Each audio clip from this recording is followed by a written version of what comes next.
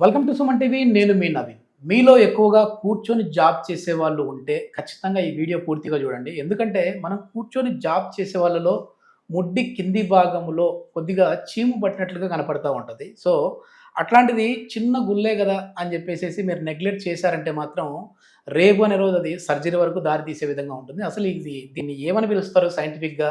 అదేవిధంగా ఇవి ఎందుకు ఫార్మ్ అవుతాయి? దీనివల్ల వచ్చే అనార్థాలేంటి? రాకుండా ఎట్లాంటి జాగ్రత్తలు తీసుకోవాలి?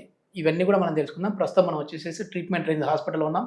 మనతో ఉన్నారు ప్రముఖ laparoscopic and laser surgeon doctor Vinay గారు. హాయ్ సార్, నమస్తే అండి. నమస్తే అండి. సార్, ఎక్కువ కూర్చొని వర్క్ చేసే వాళ్ళలో ఈ ముడ్డి చివరి భాగంలో ఒక సెగగడ్డలాగా వస్తా ఉంటది. చీముగడ్డలాగా వస్తా ఉంటది. అది ఏంటి? ఎందుకు వస్తా ఉంటాయి? దాని నుంచి ఎట్లా బయటపడాలి? అదే మనము ఇప్పుడు డిస్కస్ చేసేది పైలోనాడల్ సైనస్ అంటామండి. ఓకే. ఓకే. యూజువల్‌గా ఏంటంటే మనకి ఆ నడుము కింది భాగంలో నాటల్ క్లెఫ్ట్ లేదంటే గ్లూటియల్ క్లెఫ్ట్ రీజియన్ అంటాము. హుహు. ఆ ఏరియాలో ఏంటంటే ఎక్కువ కూర్చునే వాళ్ళకి ఈ ఇబ్బంది వస్తుంటది. ఆహా! యూజువల్‌గా ఏంటంటే ఆ ప్లేస్‌లో మనకి వెంట్రుకలు ఉంటాయి. ఓకే. మళ్ళీ ఎయిర్ సర్క్యులేషన్ ఉండదు. కొన్నిసార్లు మన హైజీన్ సరిగ్గా లేకపోయినా అక్కడ ఉండే హెయిర్ ఫాలికల్ చుట్టూ ఇన్ఫెక్షన్ తయారవుతుంది. హ్మ్. సో ఫస్ట్ చీమగడ్డ వస్తది. ఓకే. ఆ చీమగడ్డ మనము చిన్న గుల్లే కదా, అదే సార్. అదే తగ్గిపోతుందని వదిలేస్తే అది పగిలిపోయి మనకి లోపలికి ఒక కమ్యూనికేషన్ తయారైంది. యెస్. యెస్. అప్పుడు దాన్ని మనం సైనస్ అంటాం. ఆహాహా! ఇక అదేంటంటే మనకి చిన్న రంధ్రం ఉండి ఎప్పటికీ ఓకే. చీమ వస్తూ ఉంటది. అవును. కొద్దిమంది అట్లా గిల్లినప్పుడు దాంట్లోంచి ఒక హెయిర్ లాగా కూడా వస్తుంటది. సో దాంట్లో మనకి కమ్యూనికేషన్ అనే దాంట్లో ఆ సైనస్ లో మనకి పార్టికల్స్ ఏంటంటే హెయిర్ ఉండొచ్చు, చీమ ఉండొచ్చు. ఇవేంటంటే మందులతోటి తగ్గే ప్రాబ్లమ్స్ కాదు. అసలు ఎందుకు ఫామ్ అవుతుంది సార్? అంటే హైజీన్ గా లేకపోవడం ఒకటేనా కారణం? లేకుంటే లేదు, దానికంటే ఏమైనా? మేజర్ గా ఏంటంటే కంటిన్యూస్ గా కూర్చోవడం. ఓకే. ఆ ప్లేస్ లో ఒత్తిడి పడి మనకు వెంట్రుకల దగ్గర ఇన్ఫెక్షన్ తయారవుతుంది. మొత్తానికి ఎక్కువ కూర్చొని వర్క్ చేస్తే నడుము నొప్పులు, మోకాళ్ళ నొప్పులు వస్తాయని విన్నాం కానీ ఇట్లాంటి సమస్యలు కూడా వస్తూ ఉంటాయి. ఓకే. దీని సొల్యూషన్ ఏంటి సార్ మరి? యూజువల్ గా ఇది మనము ఎక్కువ డ్రైవింగ్ చేసే వాళ్ళలో వస్తుందని అంటుంటాము. ఓకే. కాకపోతే ఈ వాళ్ళ రేపు మనం ఎక్కువ సాఫ్ట్వేర్ వర్క్స్ కానీ లేకపోతే కంటిన్యూస్ సిట్టింగ్ ఉండే వాళ్ళలో చూస్తున్నాము. దీనికి ఏంటంటే మనము పర్మనెంట్ సొల్యూషన్ మనం లేజర్ తోటి చేస్తాం. లేజర్ సైనస్ అబ్లేషన్ అంటాము. అది కూడా మనకి డే కేర్. ఓకే. పేషెంట్ ఒక రోజు ఉండాల్సి వస్తుంది మన దగ్గర. సో మనం ఆ సైనస్ ని అబ్లేషన్ తోటి తీసేస్తాం. ఓకే. ఈ సైనస్ గ్లాండ్, సైనస్ అంటేనే ఫస్ట్ ఇక్కడికి వెళ్ళిపోతుంది కదా సార్? అంటే ఇక్కడ కూడా సైనస్ సంబంధించినవి ఉంటాయా? అంటే ఆ పస్ అనేది ఎక్కడైనా ఫామ్ అవచ్చా? పస్ అనేది మనకి శరీరంలో ఓకే. ఎక్కడైనా తయారు కావచ్చు. కింద ఏంటంటే మనం షెగ్గడ్డలు అంటూ ఉంటాము, లేకపోతే చెప్పాలంటే యాప్సెస్ అంటాము. ఆ ఏరియాలో వచ్చేదాన్ని మనం పైలోనాడల్ యాప్సెస్ అంటాం. అదే కొంచెం యాప్సెస్ ఇంకా కొంచెం కిందికి మనకి మలద్వారం దగ్గర వస్తే దాన్ని పెరియానల్ యాప్సెస్ అంటాం. ఇది ఒకవేళ నెగ్లెక్ట్ చేశారనుకోండి సార్, అంటే పై భాగంలో ఉన్నప్పుడే కొంచెం జాగ్రత్త తీసుకుంటే ఓకే.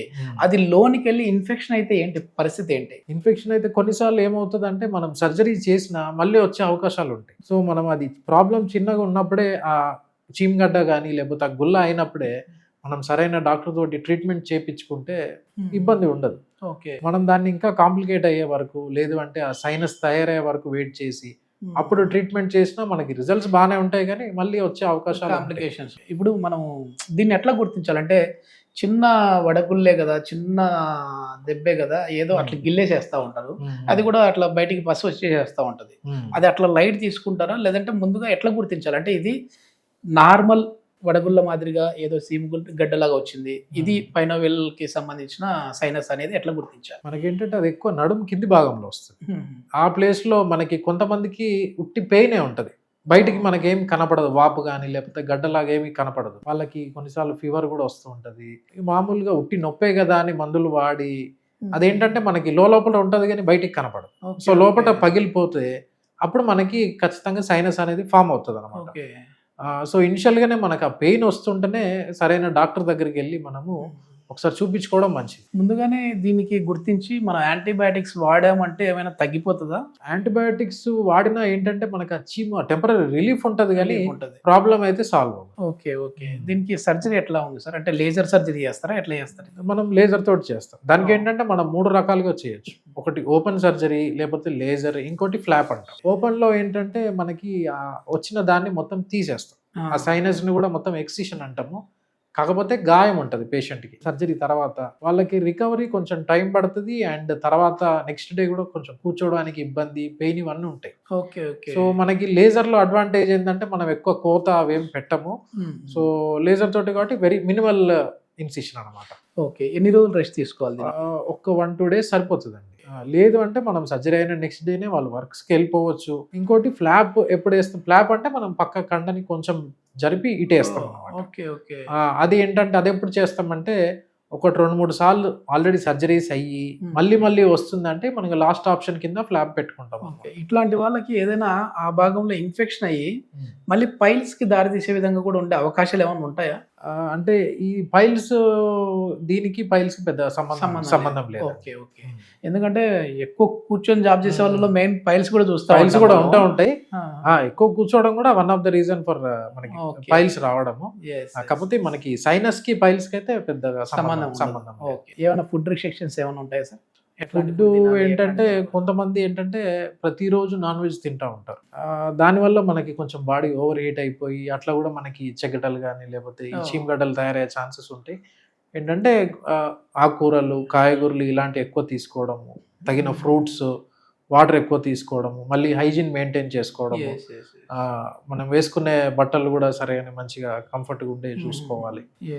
అంటే మామూలుగా హెయిర్ రిమూవ్ అక్కడ చేయకపోయినా కూడా ప్రాబ్లం వస్తుంది. నీట్ గా హెయిర్ రిమూవల్ కూడా చేసుకుంటా మళ్ళీ ఇబ్బంది. Okay okay. ఇది మొత్తం మీద ఏంటంటే చాలా వరకు నెగ్లెక్ట్ చేస్తే చిన్న ఇదే కదా మనకి ఒక సెగ్గడ్డ లాగా ఉంది అని చెప్పేసి అన్నారంటే మాత్రం సర్జరీ వరకు వెళ్ళే అవకాశాలు అయితే ఉంటాయి. సో దీనికి సంబంధించి ఒకవేళ ఫ్యూచర్లో మీకు ఇట్లాంటి ప్రాబ్లం వచ్చిందంటే మరి భయపడిపోవాల్సిన పని లేదు. ఈజీగా ఒక 1 hour 2 hours సర్జరీ చేసి మళ్ళీ అదే రోజే డిశ్చార్జ్ చేసే విధంగా ఉంటుంది అని చెప్పేసి డాక్టర్ వినయ్ గారు అయితే చెప్తా ఉన్నారు. దీని గురించి ఫర్దర్ ఇన్ఫర్మేషన్ కావాలంటే హాస్పిటల్ కాంటాక్ట్ నెంబర్ ప్రొవైడ్ చేస్తా ఉన్నాం, మీరు డైరెక్ట్గా వారితో మాట్లాడచ్చు. Thank you sir.